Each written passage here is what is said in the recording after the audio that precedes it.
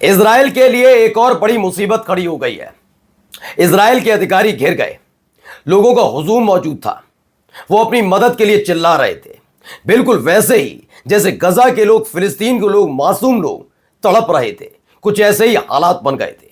भीड़ बेकाबू हो चुकी थी। हालात ये थे कि पुलिस रोकने की कोशिश कर रही थी, लेकिन इजराइल के अधिकारियों पर टूट पड़ने के लिए यह भीड़ उतारू बैठी थी।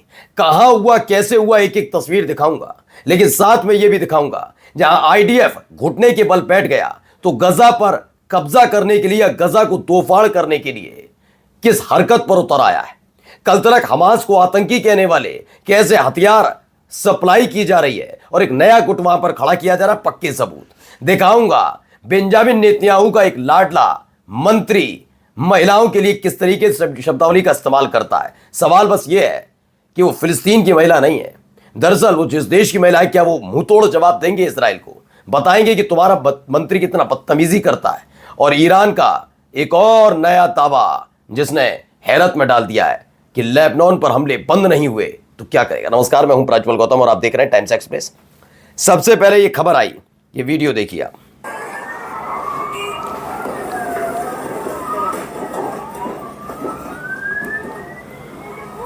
आगजनी, पुलिस से भी बदसलूकी, ये तमाम तस्वीरें निकलकर से एक ही है। पथराव पुलिस पर,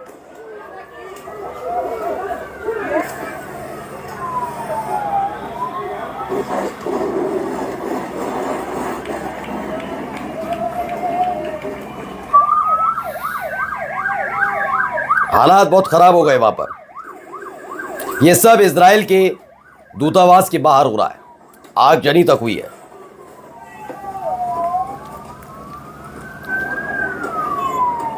कैसे पुलिस को रोकने की कोशिश करनी पड़ी है, लेकिन रोकने के लिए तैयार नहीं।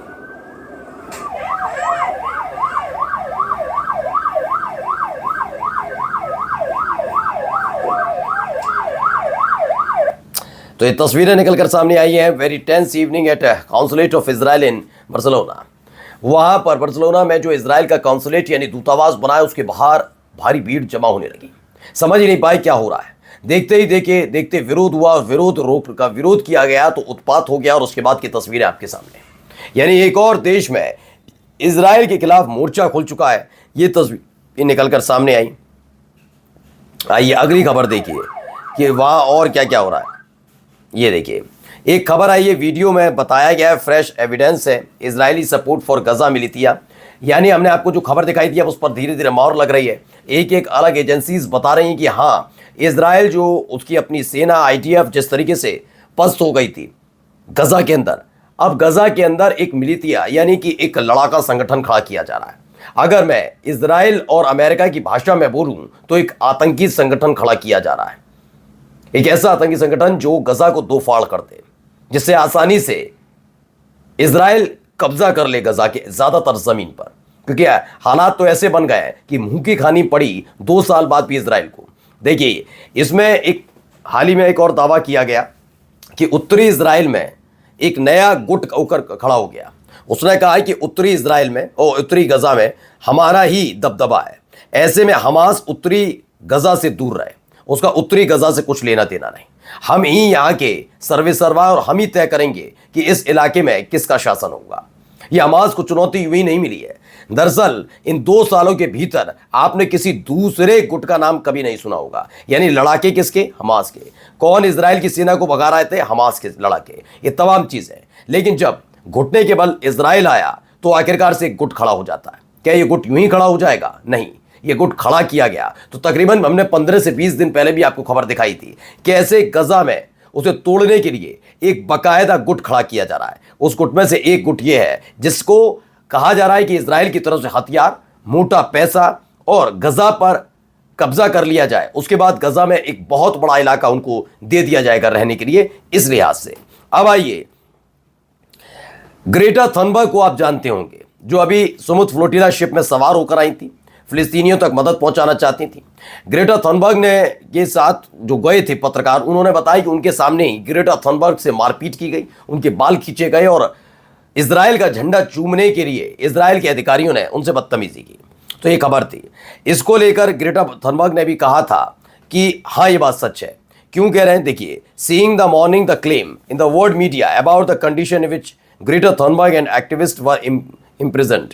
And it's important for me to say most clearly, I am proud of the fighter and prison service fighter who acted according to the policies that I and Commissioner Kobe Jacoby agreed on. उन्होंने कहा कि हम जैसे निपटते हैं आतंकवादियों से वैसे ही उनके साथ व्यवहार किया। यानी कि एक तरफ इजराइल कह रहे हैं, इजराइल के कई अधिकारी कह रहे हैं कि ऐसा कुछ नहीं हुआ ग्रेटा थनबर्ग के साथ, लेकिन ग्रेटा थनबर्ग की बात पर कोई और नहीं, नेतन्याहू का कट्टरपंथी मंत्री मोहर लगा रहा है कि हां, हमने बदसलूकी की सारी हदें न केवल ग्रेटा थनबर्ग बल्कि उनके साथ मौजूद एक्टिविस्ट के साथ भी वैसा ही व्यवहार किया है। अब आइए, सऊदी अरबिया, बहरीन और यूएई से खबर निकली है। सऊदी अरब, बहरीन और यूएई ने ट्रंप को बता दिया है कि जो पोस्ट गजा वॉर प्लान आपने तैयार किया वो खत्म होने के कगार पर है। ये कह रहे हैं कि हमास कह रहा है कि वो डिसआर्म नहीं होगा, जबकि ये घुमाने और गफलत पैदा करने वाली बात है। मैं आपको बताता हूं कि सीज फायर की डील के बाद क्या कुछ हुआ है। सीज फायर की डील इसी शर्त पर हुई कि पहले चरण में आईडीएफ हटेगा, लेकिन उससे पहले इजराइल के बंधक सौंपे जाएंगे। इधर इजराइल की जेलों में बंद फिलिस्तीनियों को सौंपना होगा, फिर मृतकों को सौंपा जाएगा, फिर एक फिलिस्तीन की सरकार बनेगी, फिर एक सेना खड़ी होगी और उसके बाद अपनी ही देश की सेना के सामने हमास हथियार छोड़ेगा। लेकिन ये चाहते हैं कि बिना कोई सेना खड़ी हुए हमास अपने हथियार छोड़ दे। किस बात की शर्त पर? क्या आईडीएफ दोबारा हमला नहीं करेगा? इस शर्त को कौन मान पाएगा? तो इसको लेकर जबरदस्ती दबाव बनाया जा रहा है और हमास पर आरोप लगाया जा रहा है कि वो सीज फायर को लेकर, उस डील को लेकर गंभीर नहीं है।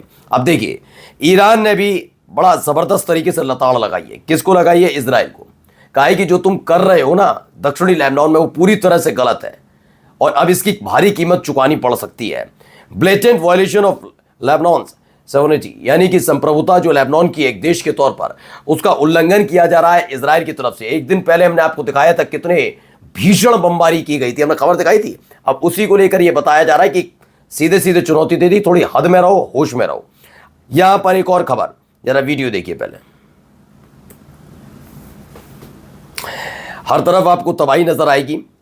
ये यहां पर बमबारी के बाद की ये तस्वीर है और अब अंदाजा लगाइए, इस तरह के हालात लगातार लेबनान में बने हैं। मैं बार बार बता रहा हूं कि नवंबर में पिछले साल सीज फायर हुआ था और सीज फायर के बाद एक खास बात थी कि इस पर बमबारी नहीं हो रही, लेकिन हिजबुल्लाह के नाम पर इजराइल लेबनान पर लगातार हमले कर रहा है, वो बर्बाद कर रहा है, बर्बादी कर रहा है, इंफ्रास्ट्रक्चर को नुकसान पहुंचा रहा है, तमाम चीजें की जा रही हैं। इसीलिए हिजबुल्लाह ने हमास से और गजा से कहा था थोड़े तत्पर और तैयार रहिएगा, क्योंकि जो ये कहता है वो होता नहीं है। और जाते जाते खबर जरा सुनिए क्या कह रहे हैं। Мы буквально еще летом стали свидетелями, как хакеры вытащили списки, значит, погибших бойцов ВСУ, погибших, пропавших без вести, а пропавшие без вести, да, в принципе, те же самые. तो खबर क्या है? खबर इसमें बताई गई है कि रूस से जंग में मारे जा सकते थे यूक्रेन के 20 लाख सैनिक। दरअसल किलनेट हैकर ग्रुप है, उसने अगस्त में यूक्रेनी सेना के डेटाबेस में सेंध लगाई थी, जिसमें यूक्रेन के 17 लाख सैनिकों के हताहत होने की सूचना थी। लेफ्टिनेंट जनरल आप्टी अलाउद्दीनोव ने कहा कि हम जानते हैं कि बहुत से लोग अभी तक इस डेटाबेस में शामिल भी नहीं है। यानी बहुत बड़ा डेटा हो सकता है। कितना भारी नुकसान यूक्रेन को हुआ है। नमस्कार।